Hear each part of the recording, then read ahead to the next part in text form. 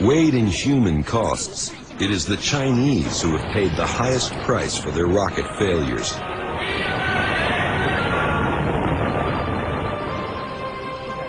To compete for their share of the satellite business, the Chinese government developed the Long March, a 421,000-pound rocket standing 92 feet tall. The Chinese space program is entirely different than the U.S. program, the European program, even the Russian program. And much of their program was under very, very Spartan and tough circumstances. They were basically trying to build rockets at a time when they were also trying to feed their people under famine conditions.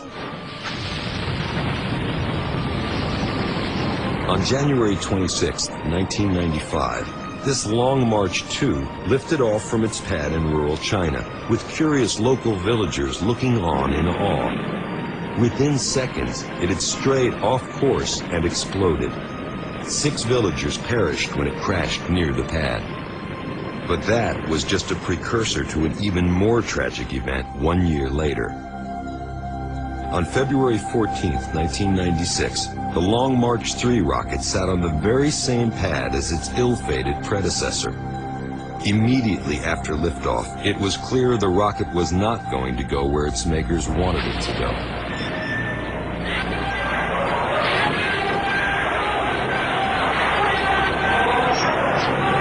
The rocket came crashing to Earth just seconds after launch. Initial reports of the failure's impact were murky, as foreign observers were kept sequestered in a bunkhouse for 5 hours before being released.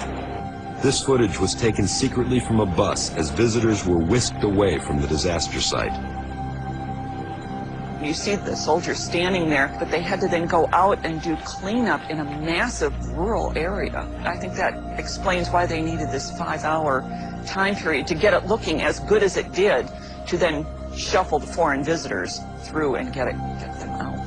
As the reports trickled out, the world soon became aware of an unprecedented human catastrophe. Observers estimate as many as 500 innocent people were killed in the accident. That certainly makes it the worst space launch accident in terms of loss of life, and even more than earlier Russian accidents.